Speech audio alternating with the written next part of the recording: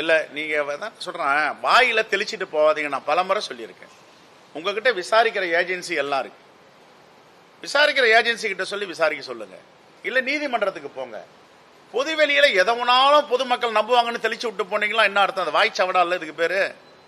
இதுக்கு பேர் என்னது? வாயில எவ்வளவு குப்பை வந்தாலும் கூட்டிகிட்டே இருப்பீங்களா? குப்பையா தானே வருது, சகதியா தானே வருது, சாக்கடையா தானே வருது. நீ என்ன பண்ண ஒரு மாநிலம்? இப்ப நான் என்ன பண்ணுவேன், எனக்கு சந்தேகம் இருந்தா இதை விசாரிங்கன்னு ஒரு அறிக்கை கொடுப்பேன். அடுத்தது எங்க போவேன்? ஏஜென்சி கிட்ட போய் இதை விசாரிங்கன்னுவேன். ஏஜென்சி மறுதளிக்குதுன்னா எங்க போவேன்? நீதிமன்றத்துக்கு போவேன். இதானே செய்யணும்? இதானே ஜனநாயகம்? கோயபல்ஸ் வேலை செய்யக்கூடாது. கோயபல்ஸ் வேலை சொல்லி சொல்லி சொல்லி ஒரு பொய்யை உண்மையாக்க முயற்சி பண்ணலான்ட்டு பண்ண முடியாது. மக்கள் ஏற்றுக்கொள்ள மாட்டார்கள். இதான் யதார்த்தம். எங்க 100 நாள், நான் கேட்கிறேன், 100 நாள் வேலையில முறைகேடு நடந்திருந்தா நீங்க நேரம் அமைதியா இருந்திருப்பீங்களா? எதுக்கு வருஷம் வருஷம் 100 நாள் வேலை மகாத்மா காந்தி ஊரக வேலைவாய்ப்பு உறுதி திட்டத்தில் அவார்டு வாங்குறாங்க? ஒரு மாவட்டமா விருது வாங்குது. ஏன் விருது வாங்குது? ஊழல் நடந்தா விருது கொடுப்பாரா மோடி அரசு?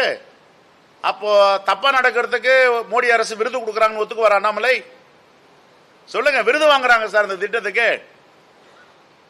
அப்ப ஏன் விருது கொடுத்தாங்க? சென்ட்ரல் கவர்மெண்ட் அவார்டு ஏன் கொடுக்கறாங்க? தப்பு நடக்குதுன்னா அவார்டு கொடுக்க கூடாதுல்ல? சரி, ரைட். இப்ப 5 மாசமா அதுக்கு நிறுத்தி வச்சிருக்கீங்க. சரி, தமிழ்நாட்டில் ஊழல் நடத்தி நிறுத்தி வச்சிருக்கீங்க, கர்நாடகால நிறுத்தி வச்சிருக்கீங்க, தெலுங்கானால ஏன் நிறுத்தி வச்சிருக்கீங்க? சொல்லுங்க.